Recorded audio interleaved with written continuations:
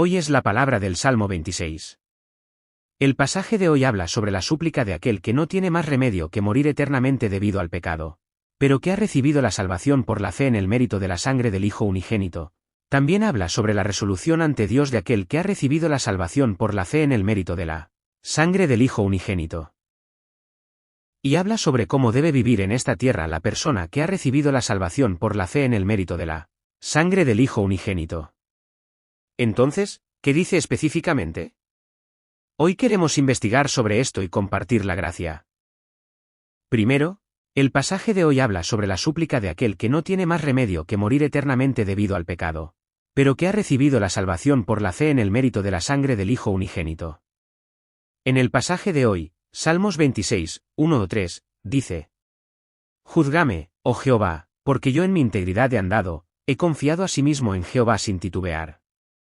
Escudriñame, oh Jehová, y pruébame, examina mis íntimos pensamientos y mi corazón. Porque tu misericordia está delante de mis ojos, y ando en tu verdad. Yo en mi integridad he andado, he confiado asimismo en Jehová sin titubear. Aquí, yo, en primera persona se refiere, por supuesto, a David, quien escribió este salmo, pero por otro lado, representa a nosotros, el pueblo de Dios, que no teníamos más remedio que morir eternamente debido al pecado, pero que fuimos salvados por la fe en el mérito de la sangre del Hijo unigénito. También, aquí, integridad, significa perfección, completitud, impecabilidad, pureza. Es decir, aquí, en mi integridad he andado, significa que David mismo actuó de manera perfecta, completa, pura y sin pecado en su vida. ¿Qué significa esto?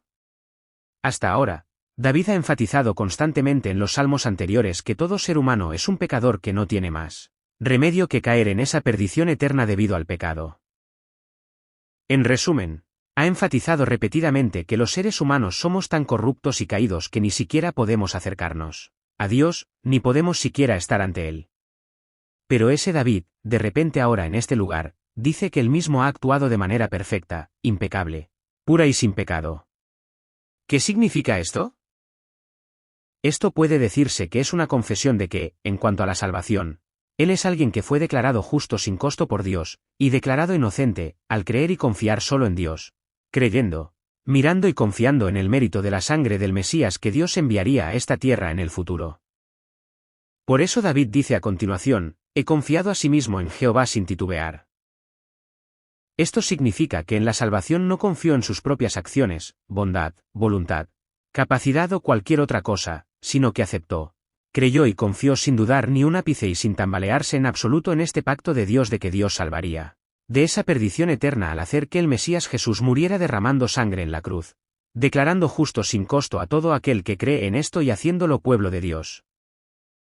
Es decir, lo que se menciona anteriormente como, en mi integridad he andado, es precisamente por esta fe, confiando y dependiendo solo de Dios en cuanto a la salvación, y actuando dentro de la palabra de Dios.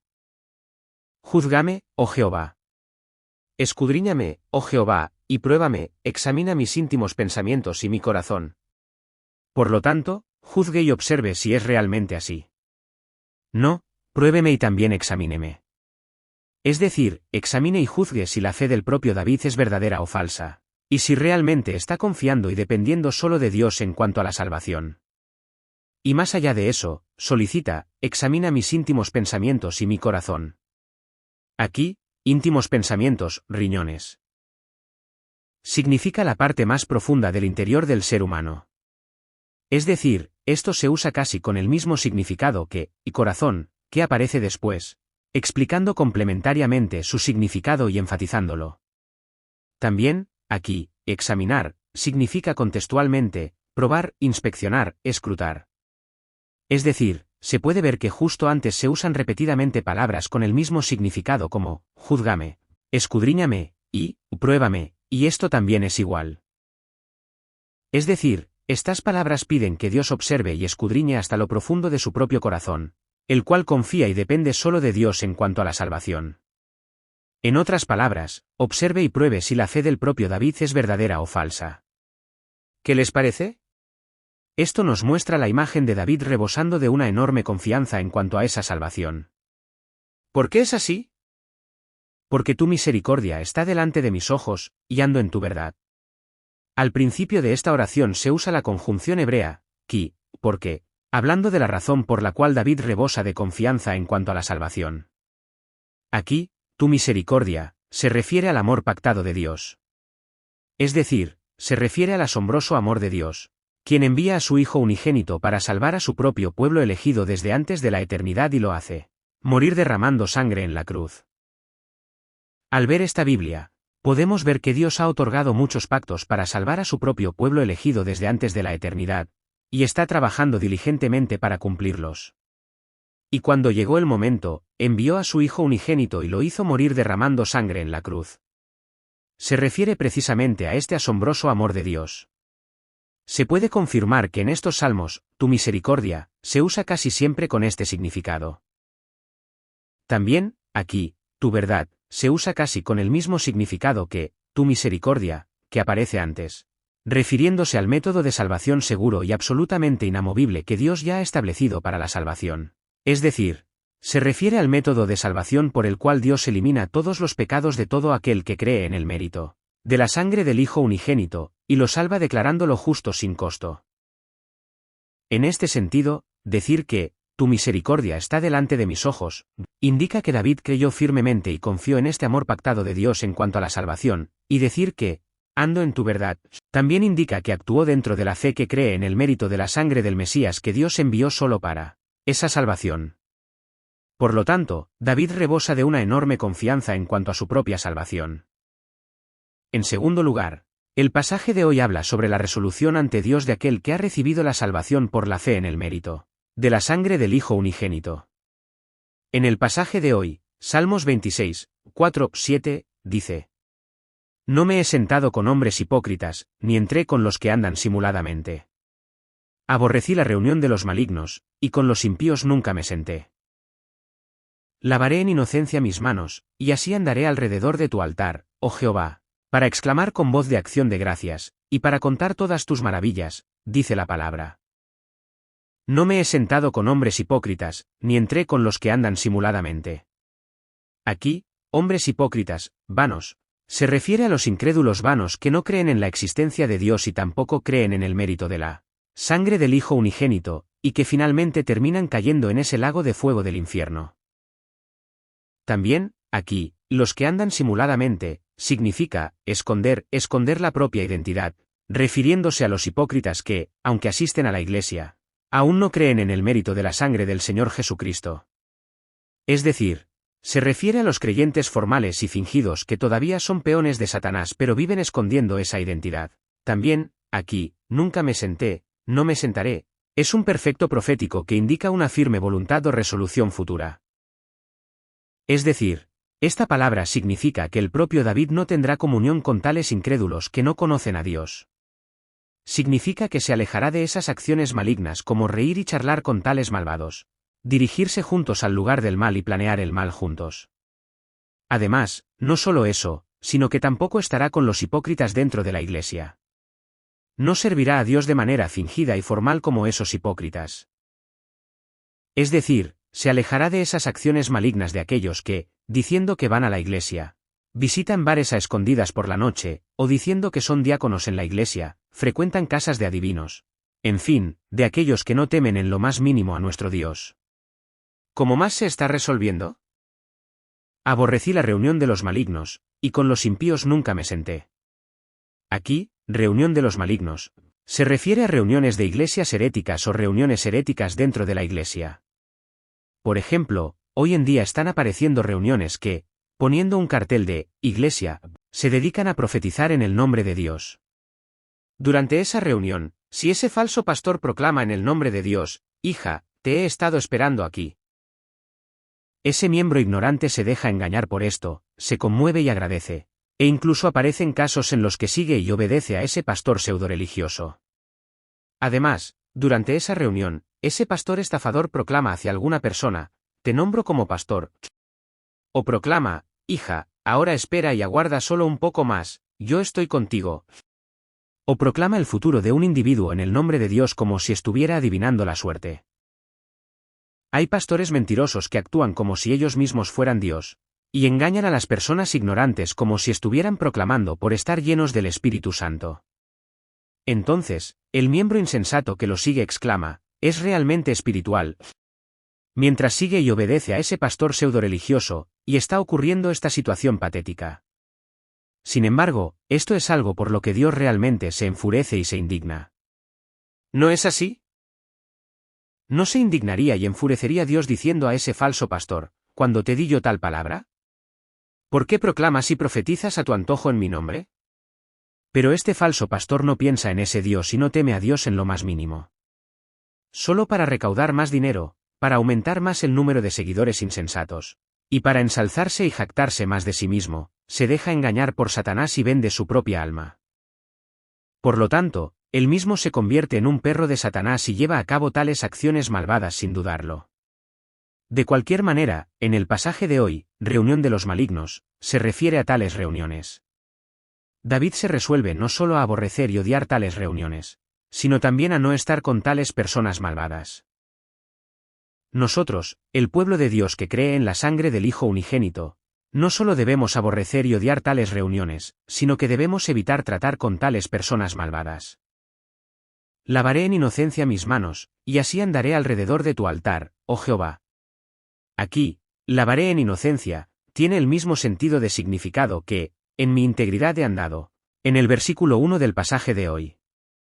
Es decir, Dios declara, justo, sin costo a aquel que cree y confía solo en nuestro Dios en cuanto a la salvación, es decir, a aquel que cree y confía en el mérito de la sangre del Hijo unigénito, y se puede decir que se refiere a esta justificación.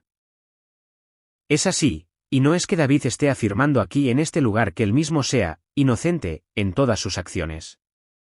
También, aquí, lavar las manos, evoca la imagen de los sacerdotes de la época del Antiguo Testamento que se acercaban a Dios para ofrecer sacrificios. Es decir, los sacerdotes de la época del Antiguo Testamento, cuando ofrecían sacrificios a Dios, debían obligatoriamente sacrificar algún animal y rociar la sangre ante ese altar, y después lavar sus manos con el agua de la fuente que estaba ante el tabernáculo antes de presentarse ante Dios. En ese momento, la acción de lavar las manos indicaba que todos sus propios pecados habían sido eliminados y se había vuelto limpio al matar algún animal y derramar sangre.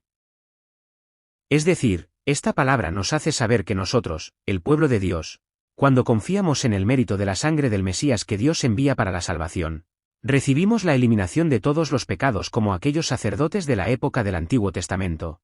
Somos declarados justos sin costo y podemos presentarnos ante Dios. También, aquí, andaré alrededor de tu altar. Es una expresión sinécdoque que representa todas esas acciones como servir, trabajar, dedicarse y adorar ante Dios de aquel que ha recibido la salvación por la fe en el mérito de la sangre del Hijo unigénito.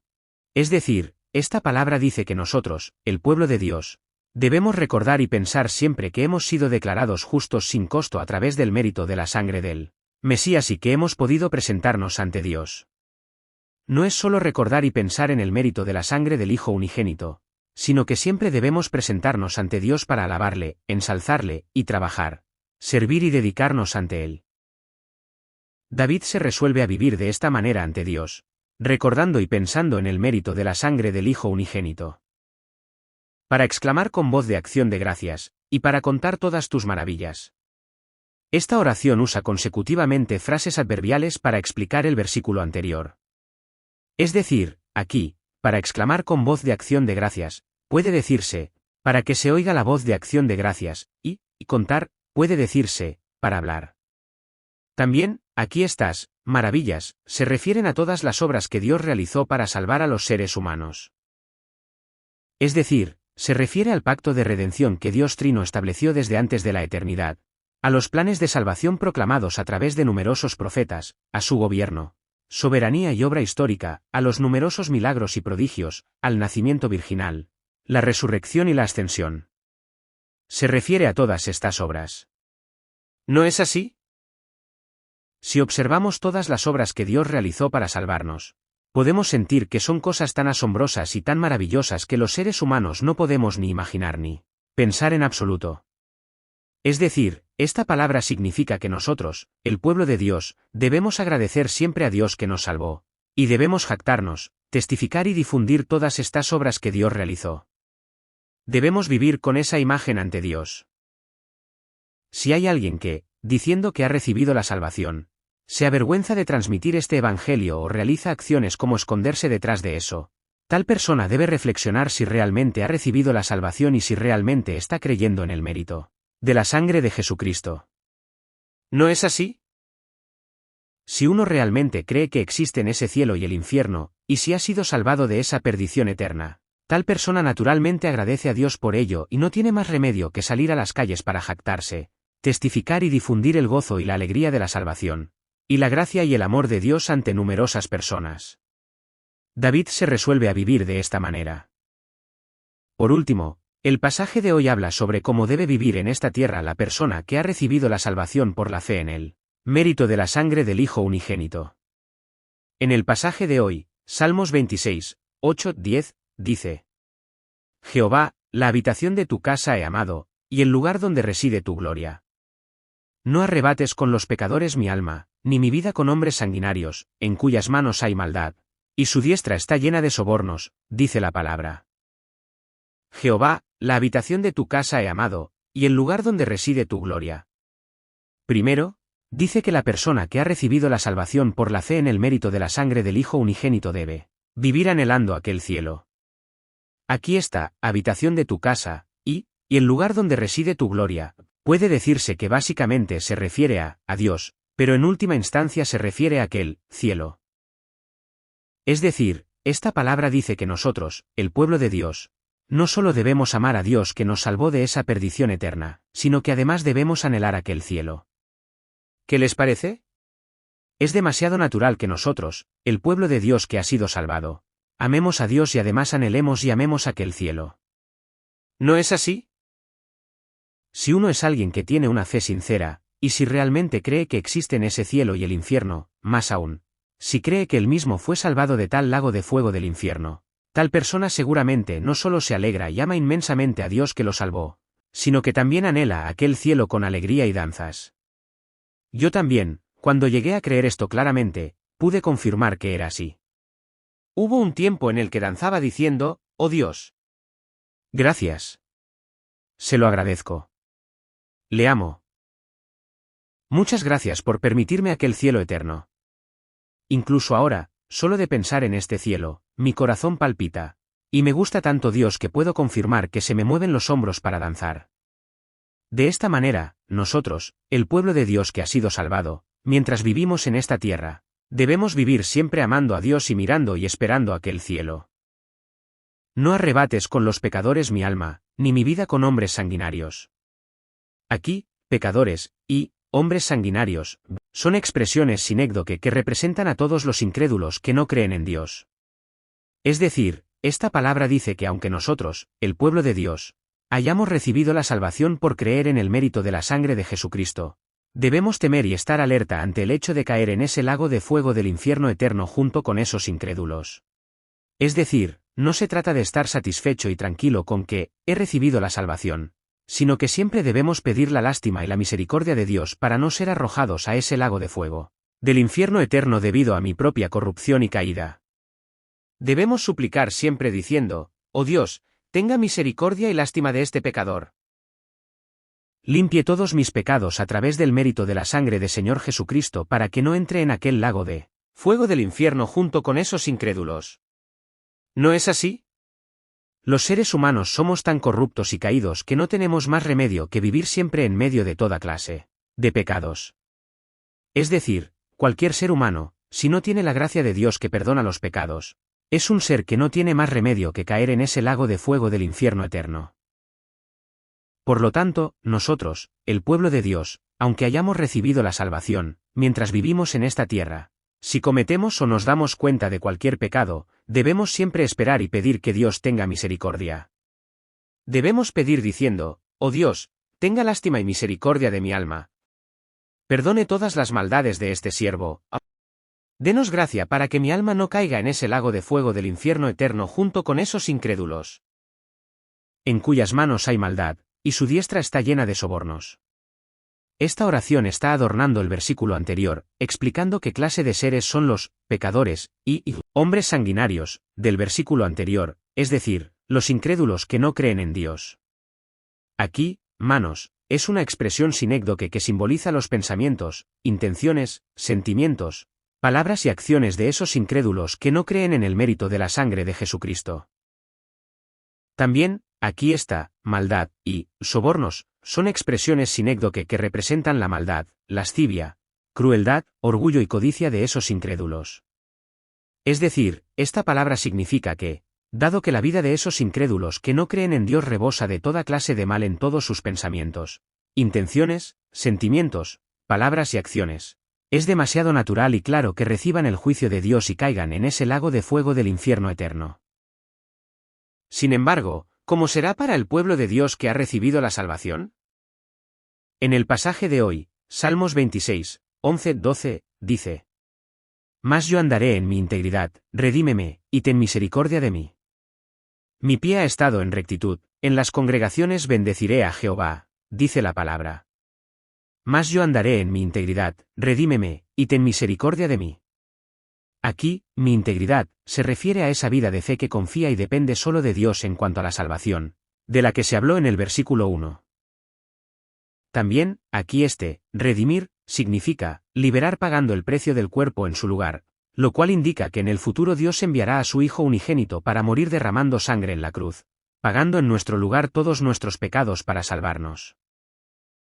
Es decir, esta palabra significa que, dado que el pueblo de Dios confiará solo en Dios en cuanto a la salvación y confiará y dependerá solo en Él, mérito de la sangre del Hijo unigénito, Dios ciertamente tendrá misericordia de ese pueblo, pagará en su lugar todo el precio del pecado y lo salvará declarándolo justo sin costo. David está instando a Dios a que lo salve, y también lo está esperando, pidiendo y anhelando, porque él mismo confiará solo en Dios en cuanto a la salvación y confiará y dependerá solo en el mérito de la sangre del Hijo unigénito. Mi pie ha estado en rectitud, en las congregaciones bendeciré a Jehová. Aquí en rectitud, lugar llano, se refiere a un terreno que no tiene ondulaciones, que no es tortuoso, como si fuera ese prado verde. Esto simboliza aquel cielo donde no falta nada, no es insuficiente, donde no hay ninguna amenaza ni persecución, ni tampoco ningún sufrimiento, penuria o tribulación. No es así, sino que simboliza aquel cielo que rebosa de todo, es próspero, satisfactorio y pacífico. También, aquí ha estado, es un perfecto profético que indica una certeza futura. También, aquí, congregaciones, se refiere a la multitud que ha entrado en aquel cielo, es decir, a nosotros, el pueblo de Dios que cree en el mérito de la sangre del Hijo unigénito. Es decir, esta palabra significa que nosotros, el pueblo de Dios que cree en el mérito de la sangre del Hijo unigénito, debemos vivir teniendo la certeza de que en el futuro entraremos ciertamente en aquel cielo. Significa que nosotros, el pueblo de Dios, debemos vivir teniendo la certeza de que en el futuro entraremos en aquel cielo y viviremos alabando y ensalzando a Jehová Dios junto con muchos pueblos de Dios. Al decir esto de nuevo, significa que nosotros, el pueblo de Dios, debemos vivir teniendo esa certeza de salvación, ciertamente entraré en aquel cielo. Es así, y no debemos vivir con una fe tan borrosa como, no sé si existe aquel cielo o no, pero ya lo sabré cuando llegue el momento. Mi pie ha estado en rectitud. Dios. Gracias. Se lo agradezco. Le amo. Esperamos que podamos creer y confiar solo en Dios en cuanto a la salvación. Deseamos que podamos avanzar solo por la fe en el mérito de la sangre de Jesucristo. Además, haga que seamos aquellos que viven obedeciendo la palabra de Dios como pueblo salvado, y derrame bendición para que podamos ser aquellos que viven teniendo la certeza de salvación de que en el futuro, entraré ciertamente en aquel cielo. Bendigo y oro en el nombre de Jesús. Amén.